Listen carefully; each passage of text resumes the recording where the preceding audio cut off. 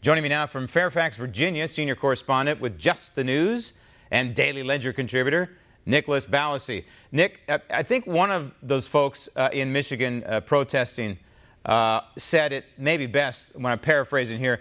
When you quarantine the sick, that's common sense.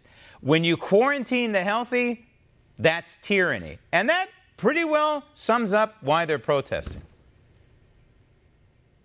It's a tough situation, Graham, because you have people claiming, they have the constitutional right to be out there, to be out in public, to have gatherings. We saw that in churches recently, for example. But you also have a lot of people who want to get the virus under control as quickly as possible, and they're following the orders so that the country can get back to business as usual, because the longer that this goes on, the longer that the virus is not under control, it's continuing to hurt the economy, hurt economic growth, and cause Congress to consider, like we're hearing, another recovery package, which could be over $1 trillion. The only thing I would add to that, Nick, is it's not the virus that's causing the economic calamity. It's the government response to the virus. And there are a lot of us who believe that this is unnecessary. And there is a lot of research out there that this is actually doing more harm than good. And I'm sure President Trump has seen some of this research. For example, it's being played out in Sweden. President Trump, though, is coming up with a plan to reopen government, and he's effectively saying, hey, listen, here's my plan, right? He's saying this to the governors. Here's my plan. You folks decide how you want to deploy it. Is that effectively what he's saying out of the White House right now?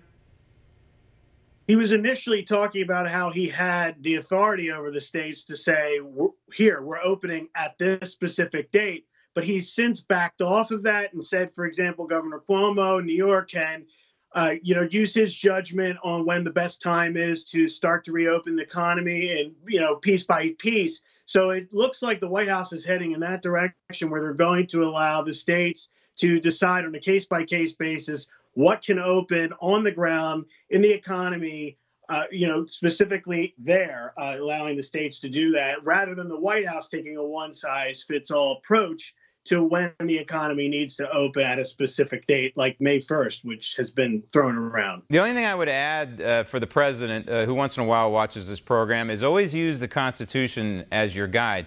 If he sees people in California or in New York or Illinois and their federal constitutional rights being trampled, then he has a right, using the Supremacy Clause and probably the Commerce Clause, to step in. And this is where it could be very interesting and could create a constitutional fight, if you will. Meantime, Americans are trying to go on with our lives, including the PGA. The professional golf has got a plan now to potentially start hitting the little white ball again. Yeah, sources are saying they're projecting a start to operations in June, but other leagues haven't followed suit yet. We might see some other sports leagues coming up with a plan to reopen and start their operations around a similar time in June.